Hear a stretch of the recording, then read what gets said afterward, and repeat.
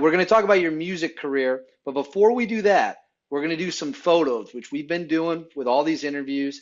For those of you watching on YouTube, you're going to be able to see these up on your screen. Brad is going to give us a quick little breakdown summary of the background story, and then we're going to jump into his music with Silence and Light. If you're listening on Spotify, head on over to YouTube for this segment because you're not going to want to miss these.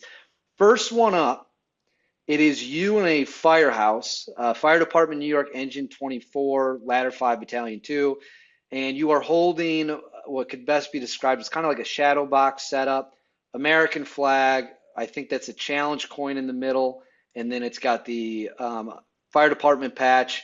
And it says, in 2005, I returned this FDNY patch to its rightful home, Ladder 5 in Greenwich Village. It was cut off of a dress uniform of a man who'd served in the Air Force, and then a sergeant to the NYPD, and lastly, as probationary fireman to FDNY. There they were sent, and this is interesting, by someone anonymous to Fort Bragg, along with a dozen or so other patches. To this day, nobody is clear on who sent it or how they arrived. You say returning the patch didn't seem appropriate all by itself. So you wore the fire department patch in combat, correct? Yes. And then you brought it back with a unit coin and you bid this nice little thing for him. So what is the background of this photo and then how this kind of all came together?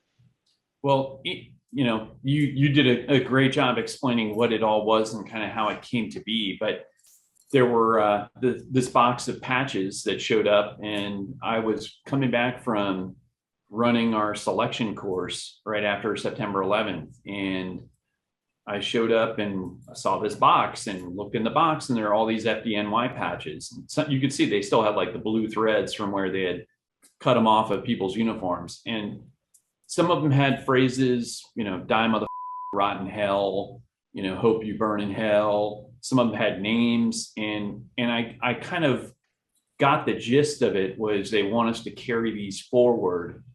And, whether it's like, I don't think we would throw stuff out like death cards, but I think that was kind of in their idea of, so somebody somewhere knew somebody where I was, and they made this thing happen, but just kind of anonymously. I've never been able to get to the bottom of, who sent it and all of that. So I had this patch with me, always like breast pocket, carried it around, had it on my, where all my personal items and stuff like that was always sitting there. And, it got to go be a part of a lot of historic stuff. And when there were some unique circumstances that happened where my patch had a name on the back.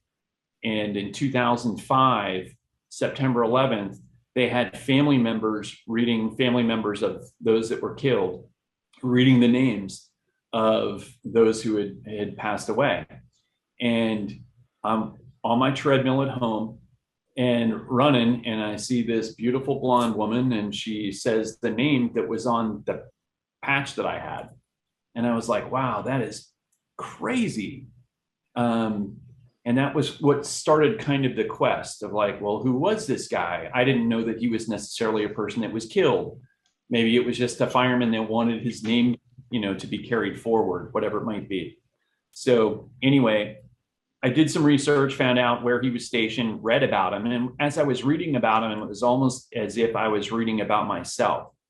And, dude loved to wear flannel, and he was always the life of the party and liked to have a good time, loved animals, blah, blah, blah. So I felt like, man, I need to do something with this. I can't go be public, like let's have a news crew there and, hey, here I am. I'm an active member of an organization and, don't want to talk about that. So I asked a buddy of mine who was in New York, hey, the next time I'm up, whenever that is, can we go by this place? And, I just want to drop this off super low key, be in and out.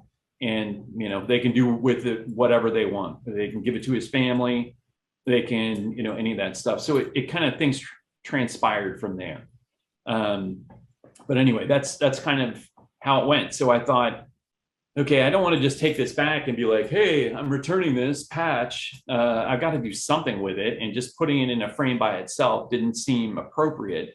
So I took one of the assault flags off of my assault vest and put it in there. And then I thought, okay, I went and took it to somebody who could do that. And they were like, what about a coin? What if we put a challenge coin? And I was like, yeah, I'll get a unit coin and put that in there too. And that's what I did. So it's just this beautiful, very powerful, both sides represented.